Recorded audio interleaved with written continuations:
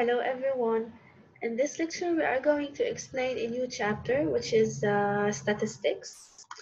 We are going to recognize new terms, population, qualitative, quantitative, frequency, relative frequency.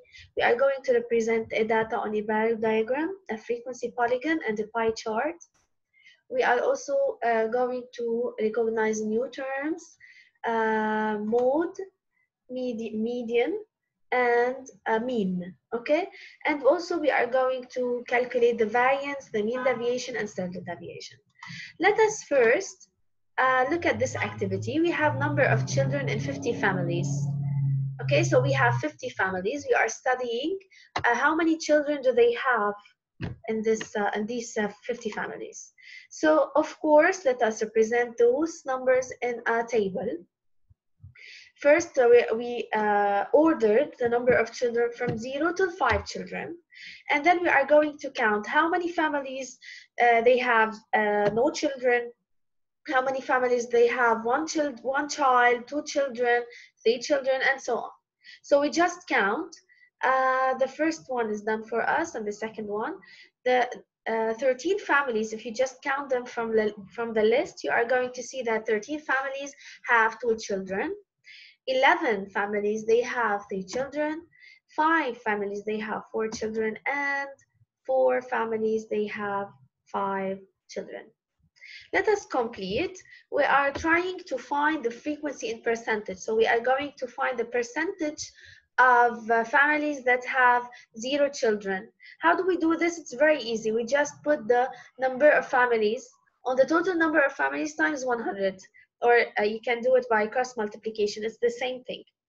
So after calculating the percentages, we found that 20% they have 1 child, 26% they have 2 children, and 22% they have 3 children, and 8% they have 5 children. How can I know that my answer is correct? I should add all the percentages below. I should get 100. Let us answer some questions. What's the percentage of families having 4 children? So what's the percentage of families having 4 children? If you go back to the table of percentages, you can see that 10% have 4 children. At least 2 children. What's the meaning of at least 2 children? It means they have 2 children and more. So the percentage of families that have 2 children and more, I need in this case to add 26, 22, 10, and 8, because all of these, they have 2 children and more. So we get 66%. And now what's the percentage of families having at most 3 children? So maximum of 3 children, it means they could have no children, 1 child, 2 children, and 3 children. So I need to add 14, 20, 26, 22. So I got 82% of the families, they have at most 3 children. Now, what's the most frequent case? So what's the most frequent case? I should look at the frequencies, or at the percentages is the same. So which one have the most frequency or the most percentage? It's 2. 2 children in each family. It's the most frequent case. And the least frequent case is 5 children in the family. So this is the least frequent. Let us continue. So now we are going to identify new terms. The first one is the population or individual of this population. So first of all, the population is the set of all possible measurements or observations that might be of interest. So it's the set of possible measurements I'm trying to make a statistical study on. Okay, so every element in this population is called an individual. Let us take an example. So suppose I'm doing a survey about the inhabitants of a country, the inhabitants of a country. So the inhabitants of the country is the population, and each habitant is an individual. Okay, another example, the employees of an enterprise is a population, It forms a population, and the individual is each one of these employees. So population and individual is the first term we are going to learn. Now we are going to talk about the character or the variable. So in a population, a common aspect among all individuals is called a character or individual. And what I'm trying to study, okay? So suppose I have a certain population. I can't study in the same population, for example, the height and the eyes color. Okay, if I'm doing a survey on a set of or in a population, they should all have the same character or the same individual. So for example, the height of students in a class is called a character, or the age of a teacher is called a character, or the color of eyes of a student is called a character. So but when we record those data,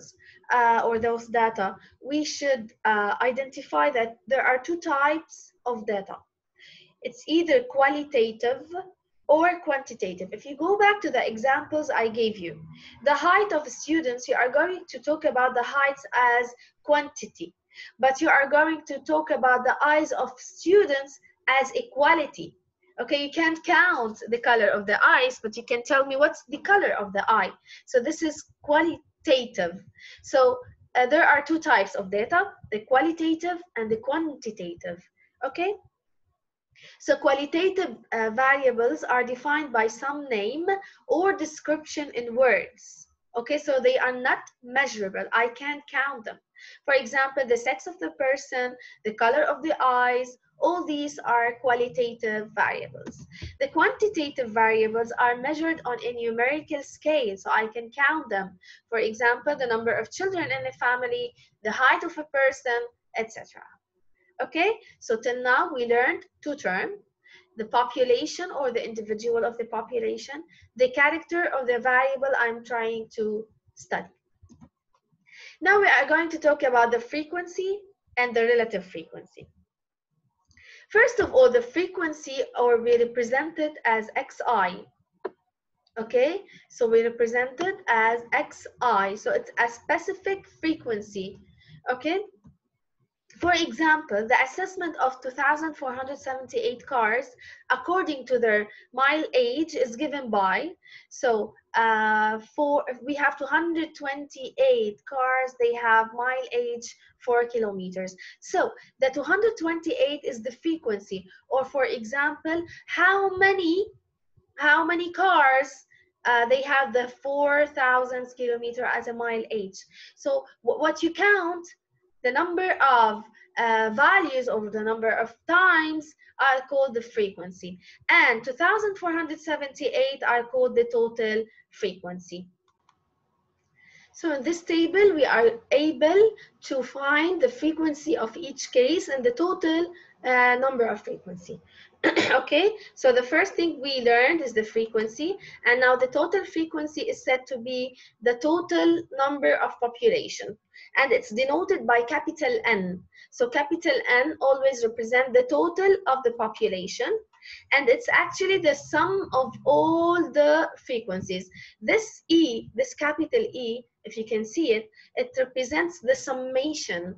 Okay, it represents the summation or the sum, or if you add all the frequencies, Ni means N1, frequency 1, N2, frequency 2. Okay, so N, which is the capital capital N, which is the total frequency, it's the summation of all frequencies. And in the previous example, as we said, the number of cars, the total number of cars is 2,478 cars. And now we are going to talk about the relative frequency, or in another word, is in order to compare the statistical data, it's convenient to calculate the ratio of the frequency to the total number of observations. So the ratio, when you put this frequency on the total, is called the relative frequency. The ratio, you can calculate it alone, which is Ni over the total capital N. And you can multiply this ratio by 100, so you calculate the relative frequency in percentage. Okay, so the relative frequency, you can calculate it in two ways: either the relative frequency, which is only the ratio, or the relative frequency in percentage, where you multiply the relative frequency by 100. And this is the equation or the rule. If you want to find the relative frequency, you just put Ni, which is a specific frequency, on capital N, which is the total number of frequency.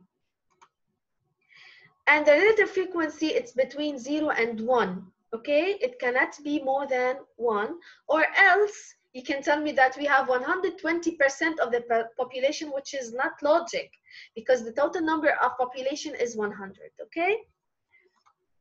Let us take an example. Here we have a table that gives the relative frequencies of the values of the preceding example about the cars. So if you still remember, in the first one, we had, I want to go back, just, okay. This is 228. If you put 228 over 2,478, you are going to get 0.092, which is the relative frequency. If you multiply this value by 100, you are going to get 9.2%. So 9.2% is the relative frequency in percentage. Okay, so if you can see, all the relative frequencies are between 0 and 1, and the percentages, as you can see. Okay, so it depends actually on the question if we ask you to find the relative frequency or the relative frequency in percentage. Okay, so from the definition, if you can see, the total number of frequencies of all of them, if you add them, you are going to get 1. And it's very logic, because the total percentage is 100, so the total frequency, of course, it's 1. Now let us continue. We are going to talk about the statistical series, and it's the given about a population, a variable, and a frequency. It's called the statistical series. So xi is the variable and ni is the frequency. And now we are going to calculate, or to find, the increasing cumulative frequency or the increasing cumulative relative frequency. The increasing cumulative frequency, it actually, if the variable is quantitative, we can order its different values from the smallest to the largest. And the increasing cumulative frequency is the number of individuals having a value less than or equal to xi. How can I find the increasing cumulative frequency? If you look at this table, it's also the previous example about the cars. How can I calculate this increasing cumulative frequency? It's very easy. First thing you have to do is to put the first value, which is 228, directly as a first value. Then what do? You add the 228 with the second frequency, which is 634. So you put the first value and then you add it with 634, you are going to get 862. And you do the same steps again. 862, you add it with 821, you get 1683. And then you add it with 475 and you get 2158. And then you add it with 233 and you get 2391, and then you add it with 87. You should get in the last step the same number in the total frequency. So the total frequency of the cars were 2478. The last number in the increasing cumulative frequency, it should be the total number of frequency. Okay, the same thing in the increasing cumulative frequency, you start adding in the same steps. Now let us talk about the sample or survey. When the population to be studied is very large or scattered, a part of it is chosen randomly. We call it a sample, and partial knowledge of the population is obtained. So the procedure of investigation is called a survey, but actually we do a survey on a small sample. For example, to anticipate the results of the future elections in a country, we carry on statistics on a chosen group of citizens, okay? Exercise, let us do now a complete exercise that includes everything we have taken till now. Here's the number of books owned by 20 students of the first secondary. So first thing we have to do is to tell what's the population. So the population is the set of students of the first secondary. The individual is one student. The variable is number of books of each student, and this variable is quantitative because I can count the number of books. And now we put those data or this data in a table that gives the results for every number of books. So 3 students, they have 45 books, and so on. The total number of students is 20. Okay, so if you add 3, 6, 4, 2, 1, and 4, you are going to get 20. Now, after drawing this table, we need to calculate the relative frequency, and the relative frequency, as we said, it's the ratio of the frequency on the total. So frequency, which is 3 over the total, which is 20. 3 over 20 is 0.15, and so on for all the rest. And as you see, the total relative frequency is 1. So each relative frequency is between 0 and 1, but the sum of all the relative frequencies is 1. It should be 1. And of course, after then, you can calculate the percentage, the relative frequency in percentage, which means you multiply every relative frequency by 100. Let us continue to find the increasing cumulative frequency. So as I told you, you put the first value down, which is 3. Then you added with the second one. 3 plus 6 is 9. 9 plus 4 is 13. 13 plus 2 is 15. 15 plus 1 is 16. And 16 plus 4 is 20. And the total number, or the last number in the increasing cumulative frequency, should be equal to the total number of frequencies, which is 20. And now the increasing cumulative relative frequency, you put the same thing, you put the first value and you start adding until you get 1. Now, graphical representations, how can I represent a data? The first type, which is the line diagram. On the abscissa axis, each value of the variable is marked. So we always put the variable on the axis of abscissa, and we put the frequency on the axis of ordinate. Okay, let us take an example. We have this table. It's the frequency or the shoe size, frequency, and relative frequency. In this table, you can draw 2 line diagrams. The first one, it's between the shoe size and the frequency, and the second one is between, for example, the shoe size and the relative frequency. So if you can see in the first line diagram, we put the variable on the axis of abscissa, which is the shoe size, and we put the frequency, which is the frequency or the children, on the ordinate axis, and we put the values. Then we collect the points to make a line diagram. We can also do the same thing between the shoe size and the relative frequencies. So this is the first example, which is the line diagram. The second one, which is the pie chart. Okay, so in the pie chart, we divide the circle into portions or into sectors where the angles are proportional to the frequencies. So to change from a frequency into an angle, you should apply this rule that says that the angle over 360 is equal to the frequency over the total number of frequencies. Okay, so if you have this table and you need to change it into a circular diagram, the first thing you have to do is to find the angle of each frequency. And as I told you, you put, I'm going to do the first one and then you do the others. Okay, so for the first one, we put the angle over 360, which is equal to the 610, which is the frequency over the total, over 1855, and now the angle is equal to 118. And the same thing you do for the others, and you will get the following pie chart or the circle diagram. Okay, now we are going to talk about characteristics of positions. First of all, which is the mode. The mode, which is the item of the data that appears more frequently. So what's the most or the highest frequency. Graphically, in the line diagram, the mode corresponds to the longest line.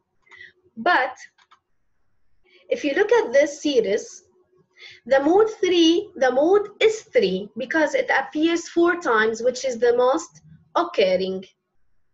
In this series, or for example, a merchant who wants to establish a stock of shoes needs to know the most frequent shoe size, which represents the mode of the shoe size series. So that's a way why we need to calculate the mode. The mode is not necessarily unique because sometimes you can find that we have 2 modes or 3 modes. When we have 2 modes, we call this distribution is bimodal. If there exist more than 2 modes, we say that the distribution is multimodal. And some series have no mode. In this case, all the values have the same frequency. After the mode, we are going to talk about the median. And the median is the middle value of the ordered data, and it's denoted by ME. For example, 50% of data is below this value and 50% is above it. So it's the median, or exactly the middle value. Let us take the case where we have a series of values where are not grouped in a table. The total frequency is odd. If the total frequency is odd, the median, we can find it by n+1/2. Let us take an example. This is a series. If you count the number of series, 1, 2, 3, 4, 5, 6, 7, it's an odd. So the median is n+1/2. So 7 + 1/2, 8/2, which is 4. So the median is the 4th value. So we start counting 1, 2, 3, 4. So the median is 9. The second case, if n is even, okay? So the previous exercise was when the n is odd. Now, if the n is even, so every value lies between the 2 values of the series, n/2 and n/2 + 1 is the median. Let us take an example. If you count the number of series here, we have 1, 2, 3, 4, 5, 6, 7, 8, 9, 10. 10 values, so it's an even. So what do we do? n/2 and n/2 + 1. n/2 is 5 and n/2 + 1 is 6. So 5th and 6th value, they are 10 and 11. So you calculate the average of those 2 values, which is 10 + 11/2, 10.5.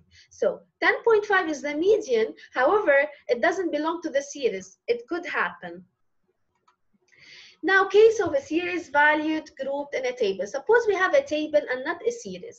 Look at this cases. The first case, we should first of all calculate the increasing cumulative frequency. So if we have a table, we need to calculate first the increasing cumulative frequency. And we look at n/2. If n/2 lies between 2 cumulative frequencies, the median is the larger. If n/2 is equal to the increasing cumulative frequency, we need to find the average of this value added to the second value over 2, of course. Let us take an example. So this is a table. As I told you, the first step you have to do is to find the increasing cumulative frequency. And now, n/2 is 6.5, and 6.5 lies between 2 cumulative frequencies that are 5 and 9. So in this case, the median is the largest, which is 15. Okay, so you go back to the grade, which is 15. And now this is a series. The n/2 is equal to 6, which is one of the increasing cumulative frequency. So the median is 11 + 13. You go back to the grade, 11 + 13/2, which is 12. The median is determined easily in the case of series. Okay, we use the median, for example, to determine the median life duration, to determine the median price or median salary. Now, the last thing is the mean or the average. Okay, the mean of a series is the quotient of the sum of all scores studied by the total number of scores. Case of a series values not grouped in a table. Suppose we don't have a table, we have a series. So the Mean is to add all those values divided by the total number of their total, which is 6. So we add them all and then divide it by 6, and the mean is 10.83. Now, what if we have a table? If you have a table, then you calculate the mean by multiplying each frequency by its value, then add the second frequency with its value, divided by the total. So again, we multiply n1, which is the first frequency, by the first value, plus n2 times x2, plus n3, and so on, to calculate the average. So it's the summation of all the multiplication of the frequencies with their values over the total.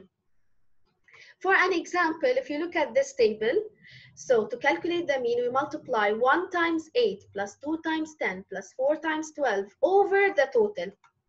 So this is the average of grades. Now, the last thing I'm going to talk about, the characteristics of the dispersion. If you look at this, or those two series, we have 11, 13, 14, 15, 16, 2, 5, 14, 23, and 25.